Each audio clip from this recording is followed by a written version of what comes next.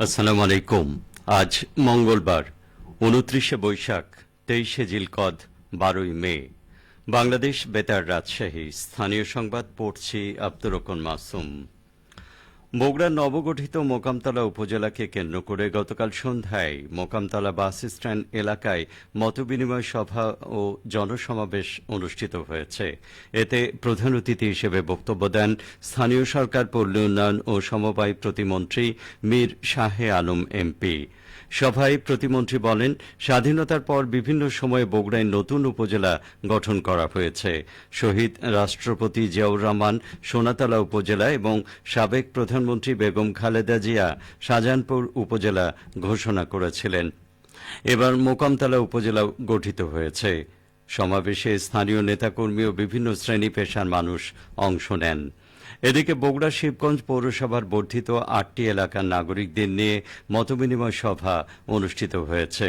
গতকাল বিকেলে উপজেলা পরিষদ অডিটোরিয়ামে আয়োজিত এ সভায় প্রধান অতিথি ছিলেন স্থানীয় সরকার, পল্লী উন্নয়ন ও সমবায় প্রতিমন্ত্রী মীর শাহে আলম।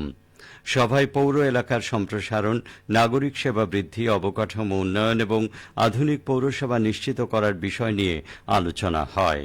বর্ধিত এলাকার বাসিন্দারা বিভিন্ন সমস্যা ও দাবি দাওয়া তুলে ধরেন। প্রতিমন্ত্রী সেগুলো গুরুত্বের সঙ্গে বিবেচনার আশ্বাস দেন। সভা শেষে প্রধানমন্ত্রী তারেক রহমানের সুস্বাস্থ্য ও দীর্ঘায়ু কামনা করে দোয়া অনুষ্ঠিত হয়। চাঁপাইনবাবগঞ্জ জেলায় আম পঞ্জিকা নির্ধারণে জেলা প্রশাসনের সভা গতকাল বিকেলে জেলা প্রশাসন সম্মেলন কক্ষে অনুষ্ঠিত হয়। ম্যাঙ্গো ক্যালেন্ডার প্রণয়ন, বিষমুক্ত আম উৎপাদন, প্রক্রিয়াজাতকরণ, সরবরাহ ও বাজারজাতকরণ সংক্রান্ত এই সভায় সভাপতিত্ব করেন জেলা প্রশাসক আবু সালেম মোহাম্মদ মুসা জঙ্গি। অতিরিক্ত জেলা প্রশাসক নাকিব হাসান তরফদার, জেলা কৃষি সম্প্রসারণ অধিদপ্তরের উপপরিচালক ড ইয়াসিন আলী, আঞ্চলিক উদ্যানতত্ত্ব গবেষণা কেন্দ্রের মুখ্য বৈজ্ঞানিক কর্মকর্তা ড শরফ উদ্দিন, হর্টিকালচার সেন্টারের উপপরিচালক খালেদুর রহমান সহ জেলার আম চাষী ও ব্যবসায়ী, আম আড়তদারগণ আলোচনায় অংশগ্রহণ করেন। জেলা প্রশাসক বলেন, বিগত বছরগুলোর মতো এই জেলায় আম পাড়ার কোনো সময়সীমা নির্ধারণ করা হয়নি। আম পরিপক্ব হলে আমচাষিরা গাছ থেকে আম পেড়ে বাজারজাত করবেন। কেউ যাতে অপরিপক্ক আম নামাতে না পারে সেজন্য কৃষি বিভাগ ও জেলা প্রশাসন মনিটরিং করবেন বলে জানান তিনি। চাঁপাইনবাবগঞ্জে কোরআন দিবস উপলক্ষে গতকাল বিকেলে পৌর পার্কে ছাত্র গণজমায়েত অনুষ্ঠিত হয়েছে। বাংলাদেশ ইসলামী ছাত্র শিবির চাঁপাইনবাবগঞ্জ শহর শাখার সভাপতি ইউসুফ আল গালিবের সভাপতিত্বে অনুষ্ঠিত জমায়েতে প্রধান অতিথি ছিলেন জামায়াতে ইসলামীর নায়েবে আমির মাওলানা এটিএম আজহারুল ইসলাম এমপি। প্রধান বক্তা হিসেবে বক্তব্য প্রদান করেন বাংলাদেশ ইসলামী ছাত্র শিবিরের কেন্দ্রীয় সভাপতি নুরুল ইসলাম সাদ্দাম। বিশেষ অতিথি ছিলেন মাওলানা রফিকুল ইসলাম খান এমপি, মোহাম্মদ নুরুল ইসলাম বুলবুল এমপি, ড মিজানুর রহমান এমপি।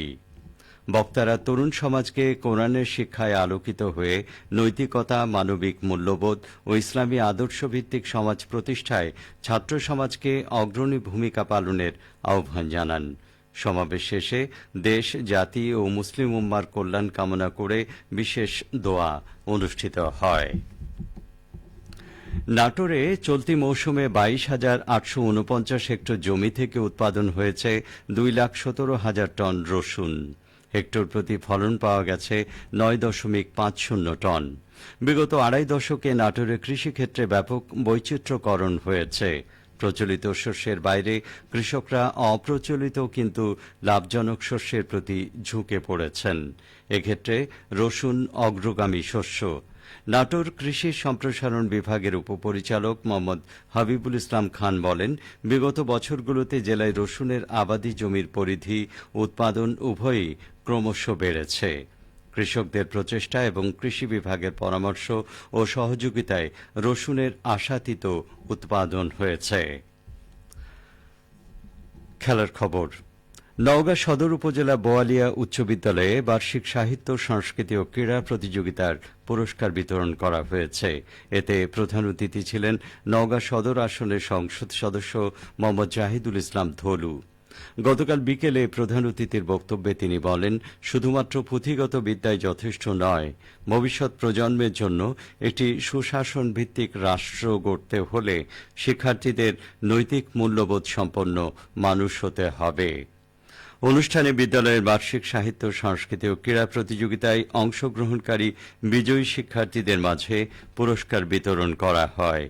বোয়ালিয়া উচ্চ বিদ্যালয়ের সভাপতি জাহাঙ্গীর আলম স্বপনের সভাপতিত্বে বিশেষ অতিথি ছিলেন হোসনে আরা পঞ্চ, নওগাঁ জেলা বিএনপি সাংগঠনিক সম্পাদক শফিউল আজম রানা, জেলা যুবদলের সদস্য সচিব রুহুল আমিন মুক্তার। সবশেষে আবহাওয়া। আজ সকাল ৬টায় রাজশাহীতে তাপমাত্রা ছিল ২৫ ডিগ্রি সেলসিয়াস। সেই সময় বাতাসে আর্দ্রতার পরিমাণ ছিল ৯৪%। রাজশাহী ও পার্শ্ববর্তী এলাকায় আজ সূর্যোদয় হয়েছে ভোর ৫টা ২৩ মিনিটে, সূর্যাস্ত সন্ধে ৬টা ৪০ মিনিটে। সংবাদ শেষ হল। আমাদের পরবর্তী স্থানীয় সংবাদ দুপুর ১২টা ১০ মিনিটে।